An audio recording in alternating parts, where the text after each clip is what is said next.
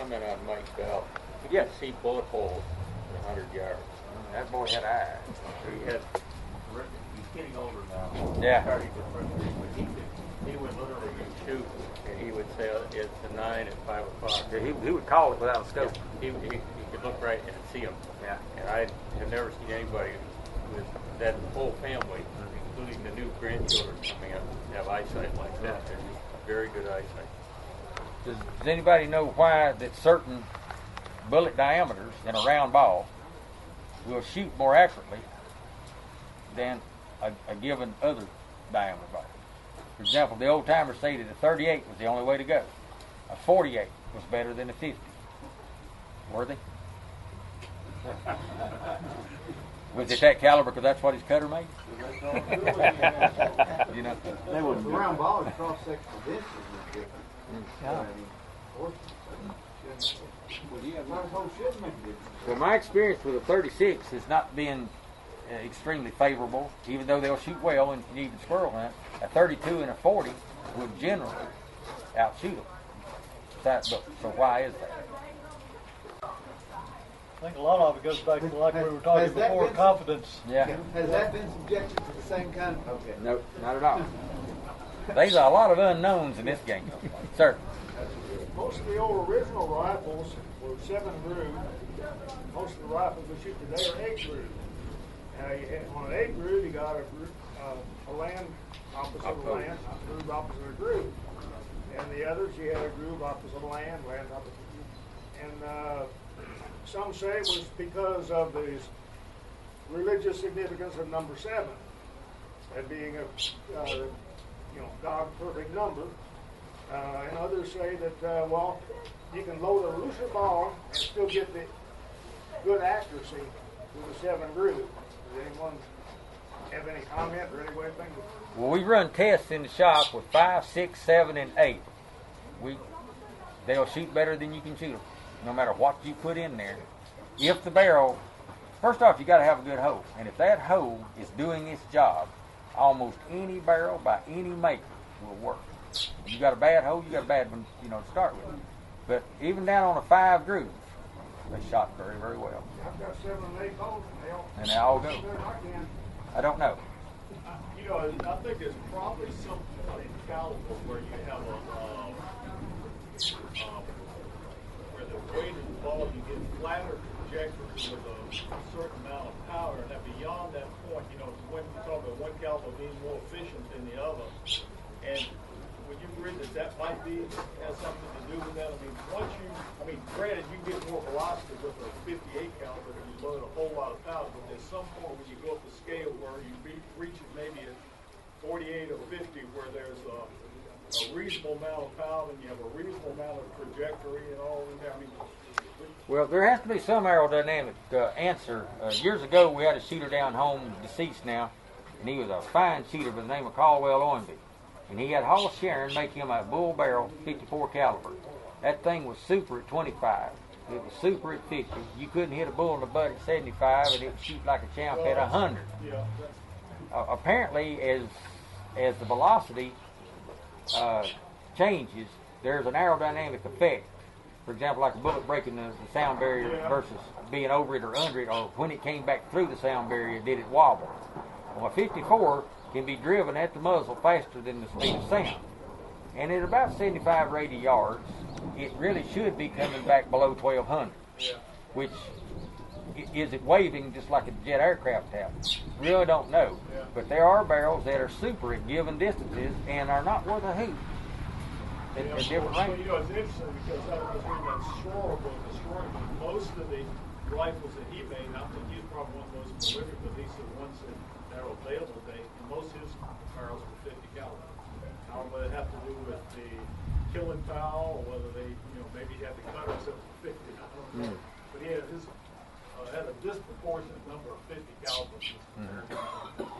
Do you prefer wide grooves, narrow grooves, deep grooves, shallow grooves? I prefer what I've been using. Whatever barrel maker can supply. I prefer X's. All right. What do you think about narrow versus wide, or equal? Any preference? No preference. That question's asked a lot. I said, whichever cleans easy, put them where you want them. I don't know the answer. I don't think any of us really do. We do a whole lot of things just out of tradition, you know. Right now on Swamp Barrel, it's hard to give one away with square bottom rifle now, you know. So you pretty much give the customer drives the industry. You know, you got to give him what he wants, the price he's willing to pay. So I think we're doing things just because that's the way it was done, and we don't know why it was done that way. What's the earliest bore that any of you have examined? Look at the rifle. You've been able to examine it thoroughly, not just from one end. What's the earliest barrel that you've been able to look at? Well, I'm trying to remember. It's been along quite a while before since I've been able to pull one out, rifle bore out. Probably goes back to when I was working with John Bivens. Do you remember anything indicative of anything that you saw? Not that would impact on what we've been talking about here, really. You know, it's just too long ago. I don't think the boards you see today in old barrel are the boards that the original gunsmith put in there. Right. Because Say they had, one captured during the Revolution, it stopped action at that point in a relatively young life. We don't. But the customer frequently had a freshening stick. I've seen literally hundreds of those things, and you see them a lot in a hunting pouch. They carry that along with them. If the rifle wasn't shooting to their expectations or whatever, they would drag out that thing, put it on a rod, and essentially cut that bore again. So, I'm sure that was done pretty frequently. Up here a little bit too. I'm sure if they lost a shooting match, they went home and blamed it on the gun and freshened it out again. Must have been a light. Years ago, when I owned L&R Lock Company, we had access to a little Stoudemire dueling pistol. Not really ornate, because it wasn't built to be ornate. It was a business tool for gentlemen, you understand. But it was very elegant. And you always hear that these gentlemen did things gentlemanly. You look down at about 9.5 inch barrel, about 4 inches down, there was 12 grooves in it. So they were really slick on hiding some of the techniques that they had. Of course, now that little lock, we duplicated it, and L&R still has it. We actually called it the Manton because it was going to be really hard to educate the public to who Stoudemire was. But that little lock was super. And but on the lock, as good as that lock was, it was on par with Bell's, both of the Mantons, Dewar's Egg. All of them copied each other. And if one will look in Neal and Back's book on the Mantons, John and Joseph, being brothers, fought in the patent court their entire life and died penniless. But they were the finest lockmakers probably of their day. Sounds like me and L&R. That's right. Both going to die penniless. You know, Stoudemire worked for Matt. That's what I understand. Yeah. But when you look at the plates of the pictures inside and out, if Twig came out with a certain lock or Bales or anything, one of the other guys had it the very next day. You know, so apparently they too were searching for the optimum sales trick. And just because a lot of locks that have survived that are original doesn't mean that it was worth a hoot. And I'll cite an example. The original lock, which was our first entry into flintlock, the M900 L&R still has, was a Birmingham lock. Now you got to remember that in England, while they were the epitome of lockmaking, even though France and Switzerland could do well, Birmingham was the Volkswagens and the Jaguars were built over in London. All right, so get that picture there. Well, this lock is a Birmingham lock. Every attribute that you would want on a middle period lock is in it. Of course, these periods of locks in England. And it's almost a duplicate of the atypical Hawking flint that's probably in the 1850 period. It's in the Smithsonian, because we had access to that. We built that lock faithfully. Wasn't worth a dime. Not that the lock, the frizzen, springing, and all of that, it had a pigeon-breasted hammer on it. Now, just because it's pigeon-breasted doesn't mean that was good or bad. But the ratio of geometry on that lock was horrible. So they built junkers too. But when you find a really nice executed English lock especially, there's really good geometry in there. We saw a high-end Austrian pistol come into the shop about 6 months ago, and at the end of the muzzle, the maker had on the lands run a round file contour at the end. On the grooves, a triangular file, giving it a nice look on the end. Now, because it was a pistol, did it make no difference at all because it was a pistol, or was he sacrificing to design over and hurting shootability based on doing that? I don't know. That kind of thing is done decoratively many times on Right. Germanic kind of pieces. Right. And I don't really think it impacts much of the shootability. Now, I haven't tried, Yeah.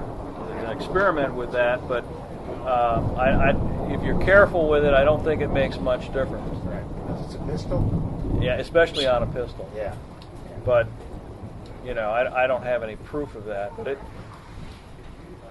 I don't see why it would necessarily be a problem. See if someone's got some questions about something besides barrels.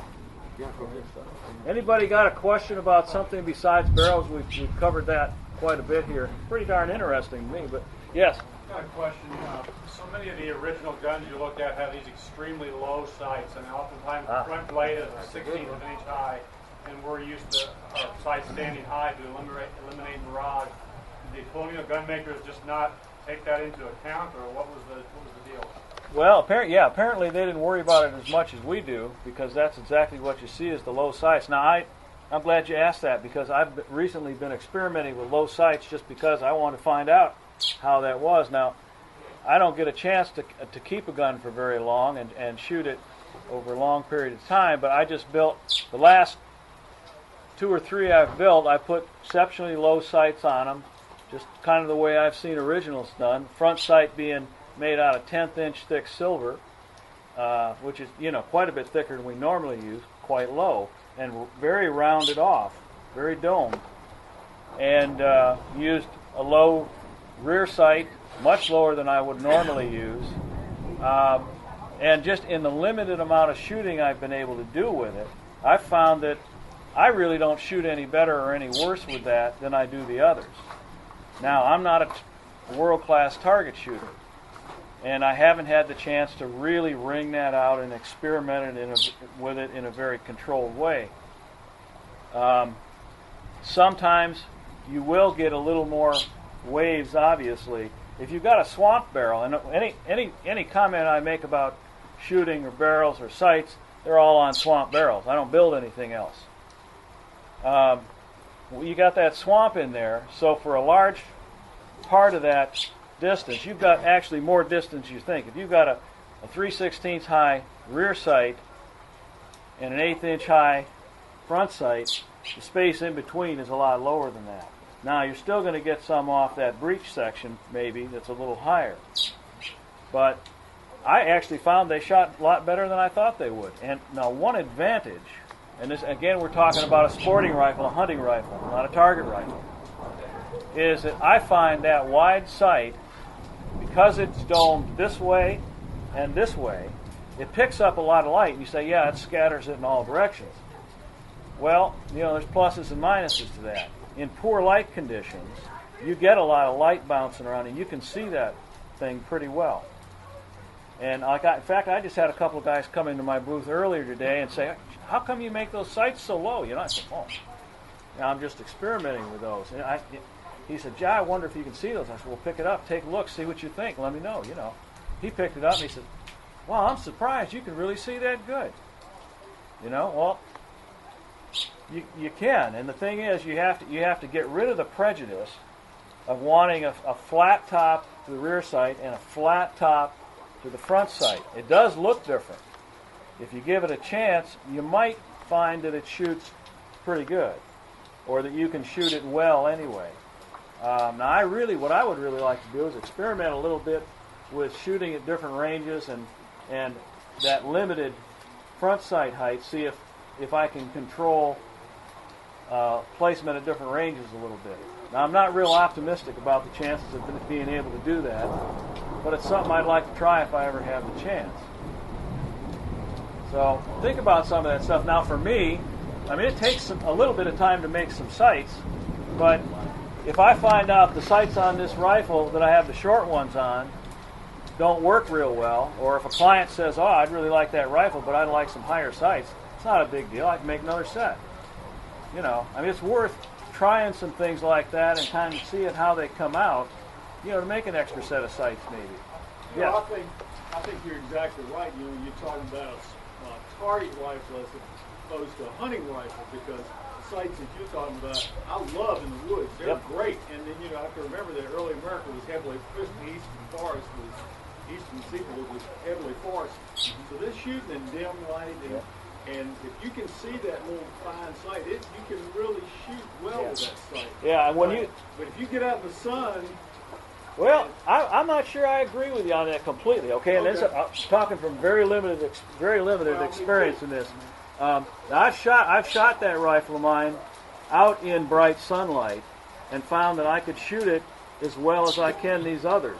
But if you start shooting a lot, your barrel heats up. Yes, I think if you shoot a lot, you probably are going to get more distortion. Now I'm not recommending low sights for target shooters. That's not what I'm doing here. I'm trying to understand what the real parameters are of shooting original type sights and understand how that works for me. I don't really like having a fine quality, authentic rifle with 20th century looking sights on it. You know, I mean, it's okay, but it's a lot better if they were original height. And so I just kind of, you know, after being in this for 30 years, I kind of like to see what it's really all about.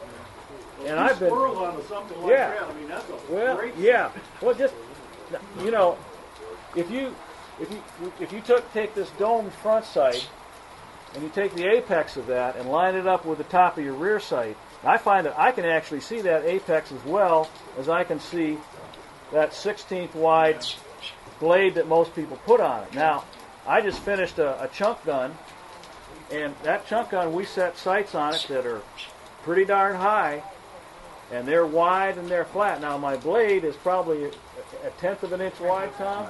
It's a tenth of an inch wide, and it's got a big slot and a big flat top rear sight, because that's really probably the best one for target shooting.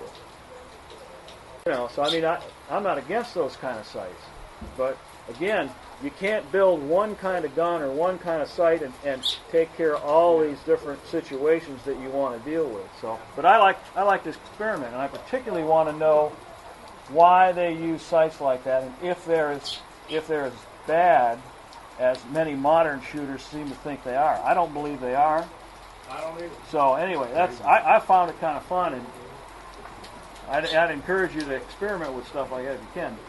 Mark, from the shooting a lot side of it, I don't care what the gun is. If you're a serious shooter and you shoot it a lot, and that doesn't mean shoot it all day, every day, but if you shoot it a lot, you're going to become accustomed to it to the point where you're going to shoot better.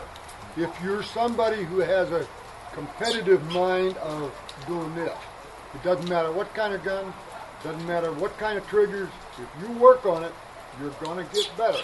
And that's generally what happens with all these. If you believe in it and you work with it, it's going to improve. Yeah, you know, like I make a comment here about target shooting and any kind of competitive sport. The people that do the best and the people that consistently win or are top at whatever that is are the people that spend the most time at it. Yep. You know, and a guy that if you think a guy that's a top class pistol shooter, if he spent all that time working with a traditional pistol, he would still be a top pistol shooter. I don't know if it would make much of a difference in his score or not, but if you don't spend all the time necessary on it, it's not going to work. If you do it well, yes, Mark, Tom. I'm wondering if, you know, with the low front sights on the original gun, I wonder how many of those low front sights were that low when those guns were original. Because we don't shoot those guns a lot to see how they shoot. Yeah, that would be very interesting. That sight's made out of soft material, and how many times has that been thing sat in the corner for the last 200 years? They can wear a lot, but I have that straight rifle with a mid-18th century barrel on it, and I was shooting that last fall, and the front sight was about an 1/8 inch high, And I had to knock that out and put a new sight in that was about a 1/4 inch high to actually bring that on to point of impact. Now the original sight was that low, but it probably wasn't that low when that gun was new. Maybe there's really too many variables going on with a lot of this to make sweeping generalities about it. But when you look at old rifles, old long rifles, the sights are generally a lot lower than we make them today, and they're a different basically a different contour. So I don't have all the answers on that, but I like looking.